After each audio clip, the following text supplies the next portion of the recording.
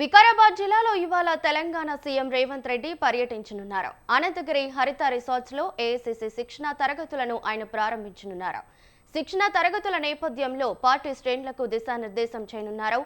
AP తెలంగాణలో హస్తం పార్టీని క్షేత్రస్థాయిలో బలోపేతం చేయడం, భవిష్యత్ రాజకీయాల వ్యూహాలు, కార్యాచరణపై ఈ శిబిరంలో సుదీర్ఘంగా చర్చించనున్నారు.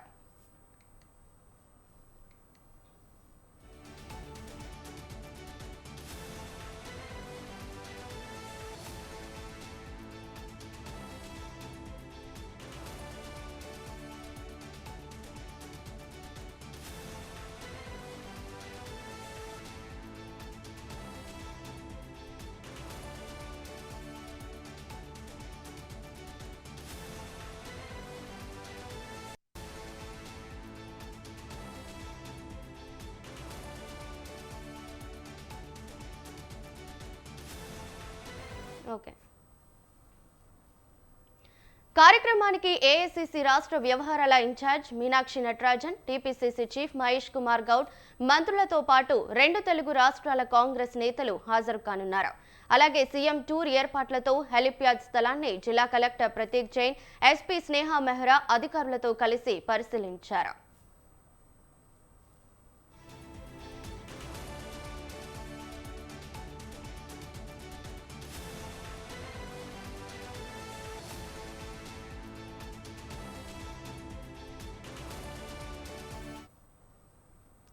దీనిపై మరింత సమాచారం మా ప్రతినిధి రాణా ప్రతాప్ అందిస్తారు. చెప్పండి రాణా ప్రతాప్ గారు.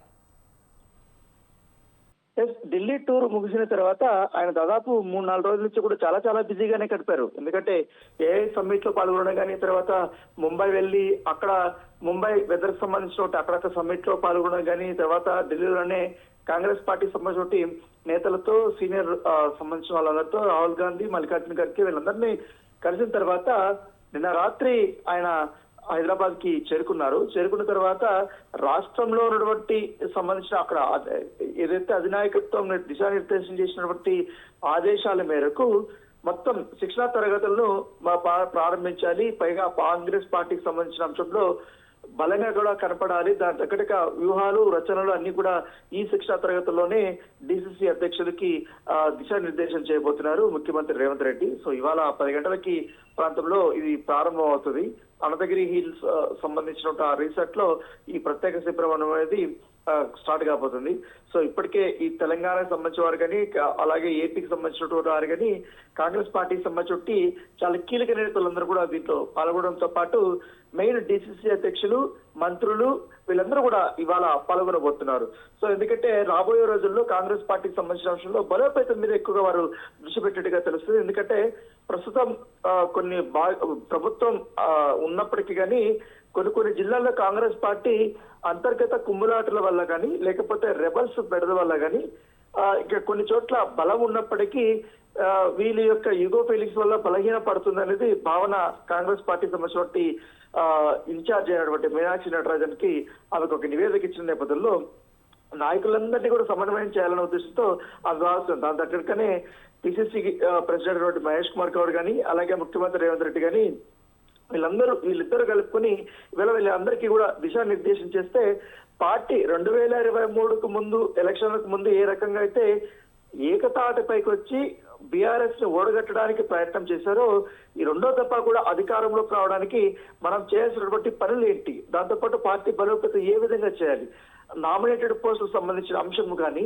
లేకపోతే ఎవరైతే అసంతృప్తిగా ఉన్నటువంటి వ్యక్తుల్ని బుజ్జగించడం కానీ, పార్టీలోకి వారందరికీ తిరిగి యాక్టివ్ చేయడం కానీ, సీనియర్లకి సముచిత స్థానాలు ఇస్తూనే నెక్స్ట్ క్యాడర్ సంబంధించినటువంటి నాయకుల్ని తయారు చేసే పని మీద ఇప్పుడు కాంగ్రెస్ పార్టీ పూర్తిగా దృష్టి పెట్టినటువంటి బదులు దాని దగ్గరగా ఇవాళ ముఖ్యమంత్రి చాలా కీలకమైనటువంటి ఉపన్యాసమే ఇవ్వబోతున్నట్టుగా మనకు సమాచారం వస్తుంది. ఎందుకంటే ఇక 2.5 సంవత్సరం ముగిసింది. సో ఇంకా రాబోయే 2.5 సంవత్సరంలో ఖచ్చితంగా ప్రజా సంక్షేమ పూర్తి స్థాయిలో కూడా ఉండాలి. కాబట్టి పార్టీ ప్రభుత్వం తీసుకున్నటువంటి అన్ని పథకాలు అమలు కానీ, లేకపోతే ప్రభుత్వం తీసుకున్నటువంటి నిర్ణయాలు కానీ బలంగా ప్రజల్లోకి తీసుకెళ్లాలంటే ఖచ్చితంగా పార్టీ అనేది చాలా ఎక్కువగా పనిచేయాల్సిన అవసరం ఉంది, ఎక్కువగా ఎఫర్ట్ అనేది చేయాల్సిన అవసరం ఉంది. ఎందుకంటే ప్రతి ఒక్క ఫలం అనేది లబ్ధిదారుడికి చేకూర్చే విధంగా అందే విధంగా అవన్నీ కూడా వాళ్ళకి ఎక్స్ప్లెయిన్ చేయాల్సిన అవసరం ఉంది. రాష్ట్ర ప్రభుత్వం ఏ రకమైన పనులు చేస్తున్నది కూడా సామాన్యులు కూడా అర్థం అయ్యేలా కూడా వీళ్ళు చేయాల్సిన అవసరం ఉంది. సో ఈ నేపథ్యంలో చాలా మంది కూడా ఎమ్మెల్యేలు కానీ ఎంపీలు కానీ మాక్సిమం నియోజకవర్గాలకి పెద్దగా పర్యటనలు చేయటం లేదు రెగ్యులర్ గా అనేది ఒక నివేదిక వచ్చిన నేపథ్యంలో అక్కడ ఒకటి స్థానిక నేతల్ని సీనియర్ నేతల్ని అందరినీ కూడా కలుపుకొని ముందుకెళ్లేలా ఒక కార్యాచరణ అనేది ముందుకు తీసుకెళ్ళట్టుగా తెలుస్తుంది. ఇంకా రాబోయే రోజుల్లో సరికొత్త పథకాలను కూడా ముందుకు తీసుకురాబోతున్నారు. దాని తగ్గట్టుగానే ఇప్పుడు ఇవాళ శిక్షణ తరగతులు అయిన తర్వాత ఎల్లుండి క్యాబినెట్ మీటింగ్ ఉంది. సో ఎల్లుండి క్యాబినెట్ మీటింగ్ లో చాలా కీలకమైన నిర్ణయాలు తీసుకోబోతున్నారు. తర్వాత వెంటనే ఈ రైతు భరోసా సంబంధించిన నిధులను విడుదల చేసే అవకాశాలు కూడా కనపడుతున్న నేపథ్యంలో ఇవన్నీ కూడా ఒక సమన్వయంతో కూడా పని చేసుకోవాలనే ఉద్దేశంతో కూడా ఉన్నారు. అందరికీ ఒక భరోసా కూడా ఇవ్వబోతున్నారు. ప్రతిపక్షాలకి ఏ విధంగా దీటైన జవాబు ఇవ్వాలన్న దాంట్లో కూడా సోషల్ మీడియాని వినియోగం చేయడము, పైగా ఇప్పటికే బీఆర్ఎస్ పార్టీ కానీ బీజేపీ కానీ కాంగ్రెస్ పార్టీ పైన సోషల్ మీడియాని ఉపయోగించి దుష్ప్రచారాలు చేస్తున్నారని కూడా వారు భావిస్తున్న నేపథ్యంలో అవన్నీ కూడా ఎట్లా ఎదుర్కోవాలన్న దానిపై కూడా మెయిన్ ఫోకస్ గా కరుడుగట్టిన కాంగ్రెస్ పార్టీ సంబంధించిన వాళ్ళందరూ ఉన్నటువంటి నేపథ్యంలో వాళ్ళందరినీ కూడా ఏకతాటిపైకి తీసుకొచ్చి రాబోయే రోజుల్లో మరింత బలోపేతంగా తయారాలి. ఎందుకంటే ఎంపీటీసీ జెడ్పీటీసీ ఎలక్షన్స్ కూడా వస్తున్నటువంటి నేపథ్యంలో ఖచ్చితంగా అవి కూడా పూర్తి స్థాయిలో అన్ని మెజార్టీ సీట్లు గెలుచుకోవాలి. ఎందుకంటే ప్రభుత్వం అధికారంలో ఉంది కాబట్టి కంపల్సరీ గెలుచుకోవాలి. ఎందుకంటే మున్సిపల్ ఎలక్షన్స్ లో మంచి రిజల్ట్ తీసుకొచ్చినా కానీ కొన్ని చోట్ల గెలవాల్సిన చోట్ల కూడా ఓడిపోయింది. సో అవన్నీ కూడా వారు సమీక్షించబోతున్నారు. రాబోయే రోజుల్లో అలాంటి తప్పులు పునరావృతం చేసుకోకుండా మరింత బలోపేతంగా తయారాలన్న ఉద్దేశంతో కాంగ్రెస్ పార్టీ ఉంది. దాని తగ్గట్టుగా ఇవాళ నాయకులకు కానీ వీళ్ళకందరికీ కూడా దిశానిర్దేశం చేయబోతున్నారు. Thank you sir.